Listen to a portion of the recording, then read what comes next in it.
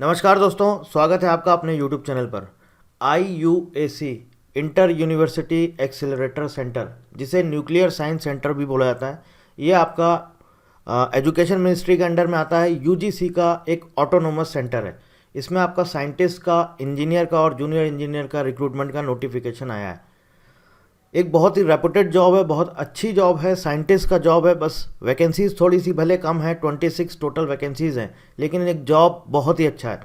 और जो आपका साइंटिस्ट और इंजीनियर का जो बेसिक पे है लेवल 10 है, 56,100 रुपये, ये इसका बेसिक पे है साइंटिस्ट का और इंजीनियर का। आपका इसका रिटन टेस्ट होगा और उसके बाद आपका इंटरव्यू होगा साइंटिस्ट और इंजीनियर की पोस्ट के लिए। और जो जूनियर इंजीनियर की पोस्ट है उसके लिए आपका रिटन टेस्ट होगा और उसके बाद आपका स्किल टेस्ट होगा। तो चलिए बात करते हैं, देखते हैं इस वीडियो में और क्या क्या इंपॉर्टेंट चीज़ें हैं। सबसे पहले तो जान लेते हैं इंपॉर्टेंट डेट्स वगैरह।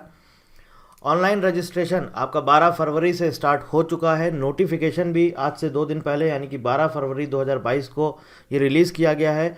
और ऑनलाइन रजिस्ट्रेशन 12 फरवरी 2022 से स्टार्ट हो चुका है। ऑनलाइन रजिस्ट्रेशन की जो लास्ट डेट है वो है हमारी 5 मार्च 2022। 5 मार्च 2022 ऑनलाइन रजिस्ट्रेशन का लिंक, इसके साथ साथ जो आपका ऑफिशियल नोटिफिकेशन है उसका PDF का लिंक आपको डिस्क्रिप्शन में दिया गया है। आप वहाँ से PDF डाउनलोड कर सकते हैं। फीस पेमेंट का लास्ट डेट है हमारा 5 मार्च 2022। एग्जामिनेशन डेट अभी उसमें नहीं बताई गई है। एग्जामिनेशन डेट आपकी मेल पर आएगा और इसके साथ साथ ऑफिशियल वेबसाइट पर भी अपलोड किया जाएगा। एज लिमिट की अगर हम बात करें तो साइंटिस्ट सी के लिए जो मैक्सिमम एज का क्राइटेरिया है वो है 26 ईयर्स। मैक्सिमम एज होनी चाहिए आपकी 26 ईयर्स। इंजीनियर के लिए भी मैक्सिमम 26 ईयर्स, जूनियर इंजीनियर के लिए 30 ईयर्स। 30 साल यहाँ पर मैक्सिमम एज रखी गई है।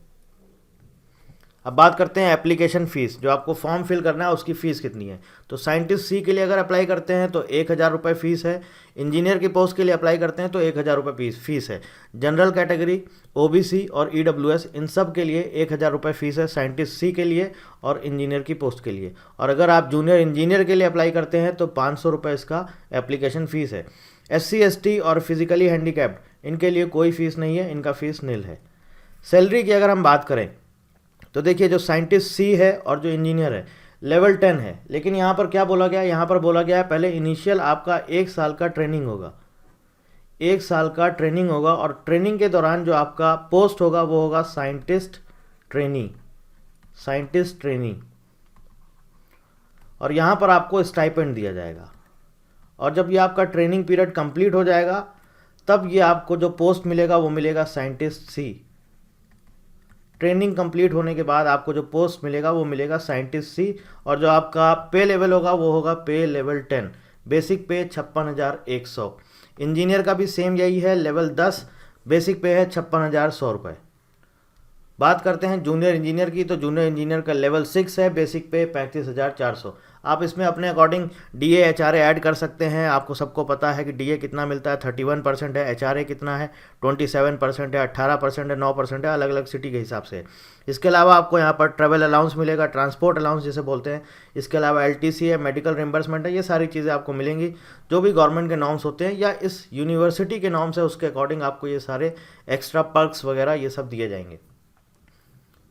बात करते हैं वैकेंसीज़ की। तो साइंटिस्ट सी की अगर हम बात करें, पोस्ट जो है साइंटिस्ट सी, इसमें टोटल 14 वैकेंसीज़ हैं, 14 वैकेंसीज़ हैं। अनरिजर्व कैटेगरी के लिए 6 वैकेंसीज़ हैं, OBC के लिए 3 हैं, SC के लिए 2 हैं, ST के लिए 2 हैं और EWS की एक पोस्ट है। इंजीनियर की बात करते हैं तो टोटल जो वैकेंसीज़ आई हैं इंजीनियर में वो हैं 7। अनरिजर्व की 3 है, OBC की 2 है, SC की 1 है और EWS की 1 है। यहाँ पर ST की कोई वैकेंसी नहीं है। जूनियर इंजीनियर की बात करें तो यहाँ पर बात करते हैं, यहाँ पर टोटल 5 वैकेंसीज़ हैं। अनरिजर्व कैटेगरी की 2 हैं, SC की 1 है, OBC की 1 है और EWS की भी यहाँ पर 1 वैकेंसी है। अब हम बात करते हैं जो सबसे इंपॉर्टेंट है वो आता है आपका एजुकेशनल क्राइटेरिया। क्या मिनिमम क्वालिफिकेशन मांगा गया है। तो देखिए, साइंटिस्ट सी में कुछ पोस्ट आपका साइंटिस्ट सी है और कुछ पोस्ट आपका साइंटिस्ट सी जियोक्रोनोलॉजी का डिपार्टमेंट का आपका वैकेंसीज़ हैं। तो देखिए, साइंटिस्ट सी में क्या मांगा गया है, यहाँ पर बोला गया MSc होना चाहिए फिजिक्स में, अप्लाइड फिजिक्स में, लाइफ साइंस में या फिर बायोटेक्नोलॉजी में। और यहाँ पर बोला गया है क्लास 10th से लेकर आपका जब तक भी आपका पोस्ट ग्रेजुएशन है तो थ्रू आउट आपका 60% चाहिए। थ्रू आउट 60% मार्क्स होने चाहिए। जियोक्रोनोलॉजी की बात करें तो MSc जियोलॉजी और जियो फिजिक्स, और यहाँ पर भी यही बोला गया है कि क्लास 10th से लेके पोस्ट ग्रेजुएशन तक थ्रू आउट आपको 60% मार्क्स चाहिए। अगर आपके क्लास 10th में 59% है, या हो सकता है क्लास 10th में आपके 65% हैं, या क्लास 12th में आपके 59% हैं, मतलब सेकंड डिवीज़न है, तो आप इस पोस्ट के लिए अप्लाई नहीं कर सकते। आगे बात करते हैं इंजीनियर की। यहाँ पर देखिए बीटेक मांगा गया है, सिविल में 1 वैकेंसी है, इलेक्ट्रिकल में 1 वैकेंसी है, मैकेनिकल में 1 वैकेंसी, इलेक्ट्रॉनिक्स में 1 और कंप्यूटर साइंस, इन सभी डिपार्टमेंट में वैकेंसीज हैं। तो यहाँ पर बीटेक मांगा गया है, सिंपल बीटेक मांगा गया, और लेकिन क्या बोला गया है, थ्रू आउट आपका 60% मार्क्स होना चाहिए 10th 12th और इसके बाद आपका बीटेक में। ये पूरा यानी कि 10th में भी 60%, 12th में भी 60% और बीटेक में भी आपका 60% मार्क्स चाहिए। अगर आपका किसी में भी सपोज आपका 10th में 59% है या 12th में 59%, तो आप अप्लाई नहीं कर सकते। और यहाँ पर क्या बोला गया है, यहाँ पर बोला गया है proficiency in use of variety of computer applications, ये आपको आना चाहिए। ऑब्वियस है, आप बीटेक किया हुआ है, ज़रूर ऑफ कोर्स आपको आता ही होगा। ये बात कर रहे हैं हम इंजीनियर की। अब बात करते हैं जूनियर इंजीनियर की। जूनियर इंजीनियर में भी आपको बोला गया है कि थ्रू आउट आपका 60% मार्क्स चाहिए ही चाहिए। अगर कम होता है तो फिर आप अप्लाई नहीं कर सकते। डिप्लोमा मांगा गया है इलेक्ट्रिकल में, मैकेनिकल में, इलेक्ट्रॉनिक्स में। इसलिए मांगा गया है क्योंकि इन तीनों ही डिपार्टमेंट में, तीनों ही ब्रांच में यहाँ पर आपका वैकेंसीज़ हैं। इलेक्ट्रिकल में है, मैकेनिकल में, इलेक्ट्रॉनिक्स में। ऐसे ही इंजीनियर की बात करें तो सिविल में वैकेंसी है, इलेक्ट्रिकल में है, मैकेनिकल में है, इलेक्ट्रॉनिक्स में है और कंप्यूटर साइंस में है।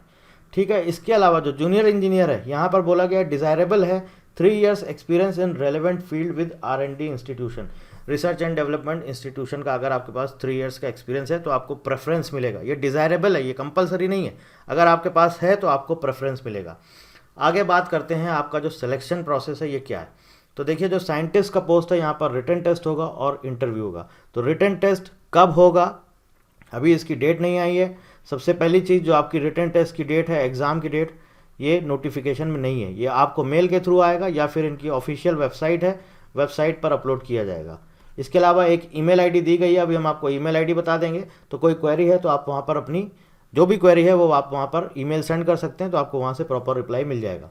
तो एग्जामिनेशन डेट आपका मेल पर या फिर वेबसाइट पे आएगा। इसके अलावा कई सारे बच्चों का क्वेरी होता है कि एग्जामिनेशन सेंटर कहाँ पर होगा। तो एग्जामिनेशन सेंटर भी अभी नहीं आया इसमें, ये आपके मेल पर आएगा जब भी आपके कॉल लेटर्स या एडमिट कार्ड रिलीज़ किए जाएंगे या फिर ऑफिशियल वेबसाइट पर, तो वहाँ पर आपका इसमें एग्जामिनेशन सेंटर मेंशन किया जाएगा।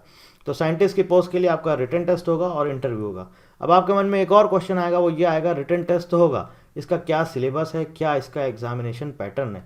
तो एग्जामिनेशन पैटर्न के बारे में ऐसा कुछ नोटिफिकेशन में नहीं दिया गया है। जैसे ही वेबसाइट पर आएगा हम आपको इन्फॉर्म कर देंगे, या फिर आप हमारी वेबसाइट प्रॉपर रेगुलर चेक करते रहिए, वहाँ पर अपडेट हो जाएगा। इसके साथ साथ बात करते हैं इंजीनियर की पोस्ट की। तो यहाँ पर भी रिटन टेस्ट है और इंटरव्यू है। रिटन टेस्ट है और इंटरव्यू है। जूनियर इंजीनियर के लिए रिटन टेस्ट होगा, आपका स्किल टेस्ट होगा या फिर ट्रेड टेस्ट होगा। यहाँ तक आपको बात समझ में आ गई। अभी ना तो एग्ज़ाम डेट आई है, ना एग्जामिनेशन सेंटर है, ना ही इसमें आपका एग्जामिनेशन पैटर्न है। ये जैसे जैसे इनकी वेबसाइट पर आएगा, अपडेट होगा, तो हम अपनी वेबसाइट पर अपडेट कर देंगे। इसके अलावा आपको अपने एक वीडियो के थ्रू आपको इन्फॉर्म कर दिया जाएगा। अब बात करते हैं आपके लिए, जब आप ऑनलाइन अप्लाई करेंगे तो यहाँ पर एक कुछ इंपॉर्टेंट चीज़ें हैं, इसको आपको ध्यान में रखनी है। जैसे कि यहाँ पर देखिए आपको सारे के सारे जो डॉक्यूमेंट्स हैं ये पूरे क्रोनोलॉजिकल ऑर्डर में आपको अपलोड करना है। जैसे सबसे पहले आपको 10th का डॉक्यूमेंट, सर्टिफिकेट या मार्कशीट बोल सकते हैं, वो अपलोड करना है। फिर 12th का, फिर डिप्लोमा, फिर अंडर ग्रेजुएट, फिर पोस्ट ग्रेजुएट। इसके साथ साथ अगर आपके पास कोई एक्सपीरियंस है तो आप एक्सपीरियंस सर्टिफिकेट होता है, रिलीविंग लेटर होता है, वो अपलोड कर सकते हैं। ठीक है। फोटोग्राफ और सिग्नेचर आपको अपलोड करने हैं JPEG फॉर्मेट में।